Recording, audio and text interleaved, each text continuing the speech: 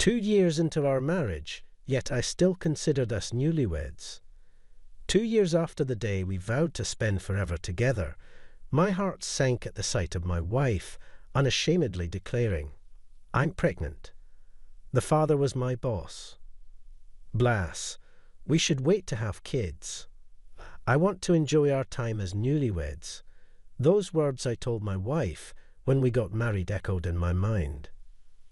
My name is Ryan Kitchener. I turned 30 this year. I married my wife, Susan, 2 years ago. We met at work.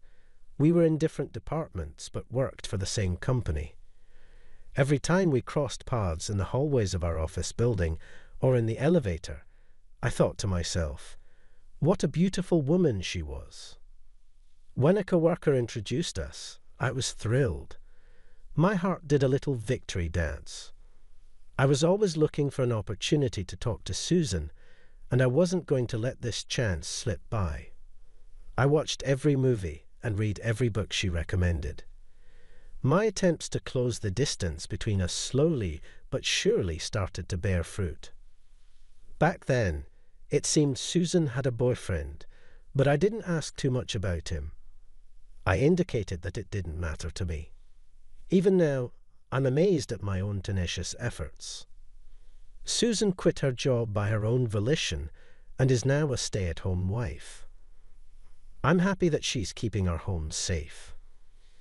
Susan goes to cooking and flower arrangement classes, has leisurely lunches with her friends, and lives a comfortable and relaxed life. 2 years into our marriage, around the time when our parents started hinting about wanting to have grandchildren, an unbelievable incident occurred. The busy season of overtime was over, and I was in high spirits, leaving work on time. Thinking that Susan must have been feeling lonely due to my busy schedule, I bought her favourite cake on my way home for the upcoming long weekend. We could go on a mini vacation. I picked up brochures of nearby tourist spots at a travel agency by the train station. I'd ordered takeout so Susan wouldn't have to worry about making dinner. I'm home. I managed to get off work early today. I spoke to Susan while taking off my shoes at the front door. She came running from down the hall. She seemed surprised at my early return. As I explained about ordering takeout for dinner, I handed her the cake she loves. But there was something off about Susan. "Is something wrong?" I asked as I handed her my suit jacket. She gave a small nod. There was a sullen look on her face. As I sat down on the living room couch, Susan took a seat in front of me. Then she said words that I couldn't believe. "I'm pregnant, and I want us to break up." The words hit me like a blunt force to the back of my head. I could never have imagined hearing such words from Susan. Susan, and I don't have any kids. She was the one who had convinced me, who wanted a child right after we got married, that it was too soon. Respecting her wish to enjoy our newly life a little longer, I had promised to wait for her sake. We were careful these past 2 years, so what's this new life in her belly? I want a divorce. It's for the child. I never wanted to hear the phrase, "for the child," from Susan's mouth in such a situation. I thought it would be a phrase we'd use joyfully together as a couple. Susan was looking at me expressionlessly, but it seemed her intention to divorce was firm. "Please sign this. I want a divorce for the sake of my child." Susan laid out divorce papers with her signature already on them before me. The witness section was signed by Susan's parents. She had already consulted her parents. I want to know who the father is, but I couldn't afford to lose my cool here. I have my pride too, I thought. "So, you're serious?" In response to my question, Susan gave a firm nod. After that, I only remembered concentrating hard not to let the pen shake in my hand. She carefully folded the signed divorce papers, and it seemed she had already packed her things. A large suitcase in hand, she headed for the door, and I had no words. Susan didn't look back at me again. Her feelings for me were gone. It was clear from her expression. She disappeared into the twilight, pulling her suitcase behind her. All I could do was gaze at Susan's retreating figure. That night, I drank alone until I fell asleep. Because I had passed out drunk in the living room, it seemed I had caught a cold. I was hit by a headache and chills, which are different from a hangover. I called my workplace. I told them I would be taking a sick day to reflect on last night. I wondered if it was all a dream, but there were the liquor bottle and that pen on the living room table. It wasn't a dream. Susan really did betray me and left. When reality hit again, my chest throbbed with pain, and I realized the saying, the cuter they are, the harder they fall, is really true. I can't believe how much I hate Susan, who I loved so much. I have to find the other man. I spent a day raging through the belongings Susan left behind. With that thought in mind, the ring and bracelet I gave her when we were dating were still in the jewellery case. I found the wedding ring in the trash can. What was she thinking when she threw the ring into the trash can? Just imagining that made me feel dizzy. I spent all day looking for clues about the other man, but in the end, I only succeeded in raising my fever. Despite all this, I kept rummaging through her belongings incessantly, feeling as if I'd fall apart if I didn't stay busy. But because I was in such a state, my health didn't fully recover in a day. In the end, I ended up taking a week off from work. Somehow, when I managed to get myself back to work, my coworkers knew about my divorce, even though I hadn't told them yet. How are you feeling, Ryan? You're such a softy getting sick just because of a divorce. My direct boss, Tom Gary, strolled up to me with a smirk. Gary was always the type to nitpick and make life difficult for me. His overly pretentious demeanour, along with his sleazy behaviour, was always off-putting. As I begrudgingly endured his company, I suddenly realised he mentioned the divorce. Then it hit me. Before she got married to me, Susan and Gary used to work in the same department. Oh, didn't Susan tell you about the divorce? Or was your tiny little pride too precious for that? He sneered, and the pieces fell into place. Are you the father of Susan's unborn child? I asked in a low, grating voice. Gary, in an adjusting tone, confirmed. That's right. He was completely mocking me. For a moment, I didn't realize what I had done. When I came to, Gary was sprawled across the room, a toppled chair and scattered desk items around him. I felt a dull pain in my clenched fist. The ensuing chaos was like something out of a festival. Some people were helping Gary up. Others were trying to restrain me. Gary, despite being hit, was laughing. He was laughing at the future trouble. I had just invited him. He had baited me into it. Gary is the grandson of the founder of our company. I had just punched a future company executive. Of course, I was suspended, and then inevitably I was fired. I became an unemployed man, dumped by his wife. My life after that was a wreck. I knew I needed to look for a job to survive, but my actions couldn't catch up with my thoughts. I started drinking during the day, and as night fell, I would start drinking all over again. I suppose this is what they call self-destructive. I had no motivation to do anything. My only consolation was that I had savings. I wanted to thank the old me for being diligent in saving money while living such days. After about a month, a surprising visitor arrived. At first, I pretended I wasn't home. But 30 minutes later, the doorbell rang again. Once again, I pretended not to be home. The doorbell rang again an hour later. Annoyed, I wondered who on earth could be bothering me. As I reluctantly opened the front door, I found an unfamiliar woman standing there. She stood tall, gazing at me with a piercing stare. I felt like I was being judged, and I quickly averted my eyes. May I ask your name?" I asked. The woman staring at me had a dignified appearance and a face that suggested a strong will. Suddenly, I felt embarrassed about the alcohol on my breath. I hadn't even bothered to shave. "Are you the ex-husband of that woman?" she asked abruptly, nearly stopping my heart. She didn't beat around the bush. She was Gary's wife, and that woman she mentioned must have been Susan. Well, I stuttered, at a loss for words. The woman deeply bowed her head. She introduced herself as Lillian. Just as I'd imagined, she was Gary's wife.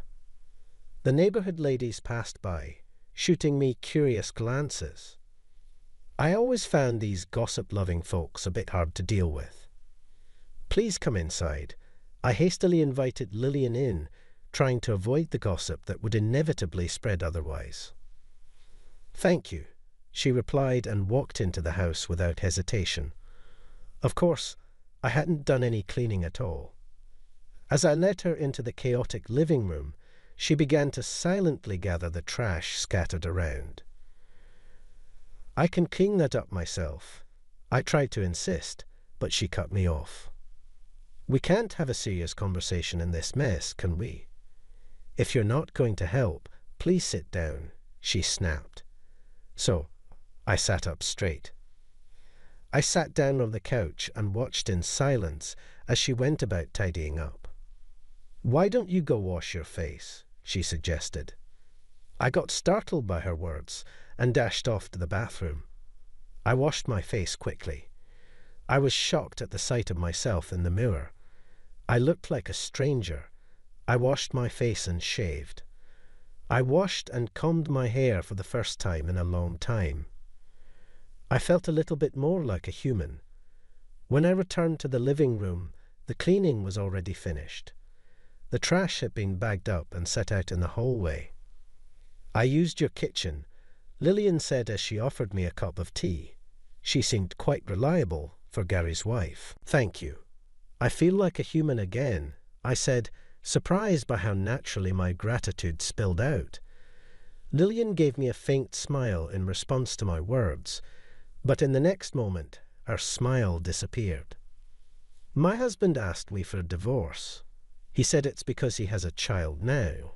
She cut straight to the chase. It seemed she disliked beating around the bush. "I was told the same thing by my wife. I'm already divorced. When I told her it was none of my business anymore, she let out a deep sigh. It seemed that the affairs of her husband, Gary, weren't a new occurrence. Apparently, he had resolved a previous scandal with money, and it was also with Susan. Susan took the payoff, and she immediately married me. She told me she got married as proof of ending her relationship with Gary. He had attempted to resolve it with money this time as well, but Susan wasn't budging. From Lillian's tone, I could tell she still loved Gary. She wanted to somehow get rid of Susan. So I get what you want to say. But you want to mend things with Gary and not get a divorce. This man had cheated on her twice with the same woman and even had a child with her. Could she still be holding on to feelings for him? When I asked if she didn't want a divorce, Lillian looked a little surprised. She had an expression as if divorce hadn't even crossed her mind. "Do you really think you can start over from this point?" Even I think it's a bit mean to ask, but I found her expressions and attitude intriguing. I wanted to know what Lillian's response would be. With a small smile, she simply said, "We're married after all." I don't know why, but I felt defeated. In the end, I asked Lillian to leave that day, agreeing to discuss it again another time. The day after Lillian's visit, Gary came over. It seemed he had heard from Lillian about her meeting with me yesterday. As a former boss, I decided to invite him into the living room. Gary looked around the living room and then laughed. "Find something funny?" I asked. Lillian cleaned up, didn't she? Gary said this with amusement in his voice. I hadn't noticed, but it seemed that Lillian's style was reflected in how she tidied up. Feeling the vibe of understanding between them irritated me. When I asked him what brought him here, Gary said he had a request for me. He wanted me to convince Lillian to divorce him. The request left me shocked. According to Gary, Lillian can't have children. He loves children and needs an heir. The fact that Susan is pregnant was a golden opportunity. He offered me a reward for convincing Lillian to agree to a divorce and placed a thick envelope in front of me. The sight of him trying to solve everything with money made me sick. I want kids, and that's something Lillian can't give me. At these words, I lost my patience. I grabbed him by the collar, but Gary was still laughing. He probably thought he wouldn't get punched twice. Just as I was about to swing my fist, a soft hand gently grasped my raised fist. "Is my husband worth punching?" Lillian said. She had followed Gary. "You left the front door wide open. That's careless," as she scolded me. I involuntarily lowered my fist, and I muttered, "Okay." My grip on Gary's collar loosened, momentum extinguished. "So, you want a child, huh?" Lillian murmured as she looked at Gary as he nodded. She pulled out some documents from her bag. They were divorce papers. "Are you satisfied now?" Lillian smiled as she offered the papers to Gary. Her smile was stunningly beautiful, almost eerie. It looked as if it could forgive anything and everything, yet at the same time, it was as if it could send someone straight to hell. As Gary took the divorce papers, his fingers lightly traced over the back of her hand. It felt like I've seen something I shouldn't have, and I quickly averted my eyes. "Thank you." Gary left these words behind, swiftly striding towards the front door. "We're enemies now, aren't we?" Gary waved without turning around to her words. It seemed that he had accepted her declaration of war. Once Gary was out of sight, Lillian turned back to me. "Shall we lick our wounds together? But first, let's have our revenge." We both separately demanded compensation from Gary and Susan. They're well off no matter how much we demand. They're likely to pay. I asked my lawyer to proceed with all matters simultaneously because I wanted them to suffer, even if just a little. This would be just a bit of payback. Child's play, really. After demanding the compensation, Susan finally came crying. It seems Gary will pay his own part, but he won't pay Susan's portion. They're not married yet, so it's only natural. But it seems there's more to it. At a meeting between the four of us, Gary started saying that I was also to blame for Susan's affair. He claimed it was a result of making her feel lonely due to my constant work. "You sure have a knack for blowing smoke, don't you?" "It won't work on me." Lillian pulled out was a report on Gary's personal investigation. The investigation had apparently been requested by Gary's parents. Susan and Gary had been involved before my marriage to her, and at one point, Susan had accepted a settlement to sever ties. However, behind the scenes, the relationship continued. Apparently, my marriage to her was suggested by Gary as a camouflage. I love my work, and I'm a bit insensitive. For them, having an insensitive husband was very convenient. Moreover, since I was working with Gary, they could always keep an eye on me. The report Gary's parents had put together by spending a considerable amount of money was unbelievably detailed. Lillian reads through the contents in a steady voice. The colour drains from Gary and Susan's faces. The first to break was Susan. She starts to scream, almost hysterically. "Stop it. Stop it now. It's not good for the baby if you stress yourself out so much." At our reprimand, Susan flinched, being stared down by Lillian's icy eyes. Susan fainted on the spot. Gary, panicking, cradled Susan in his arms, to which Lillian smiled, already surrendering. That's a shame. I believe Lily and truly love Gary. Love and hate are two sides of the same coin. The deeper the love, the deeper the hate. It seemed Gary understood that too. In the end, I had no role in the discussion, and the meeting ended with Lillian dominating the conversation. At the end, Lillian laughed at me, saying, "That's it." Afterwards, the reason for my divorce became well known at work. I was the one who had leaked it to my co-workers. The company wanted to cover it up, but it was too late. In the end, Gary was sidelined at work and had no place in his family. After remarrying, Susan is struggling with in-law issues. It seems that Gary's parents, who like Lillian, are hardly treating Susan, who took Lillian's place after driving her out. I think it serves her right. When everything about the alimony and other issues have been settled, I invited Lillian for coffee. She told me about her current situation, working at a friend's company while living alone. I can't have children, so I need to be self-sufficient. I don't feel the same fear I did back then.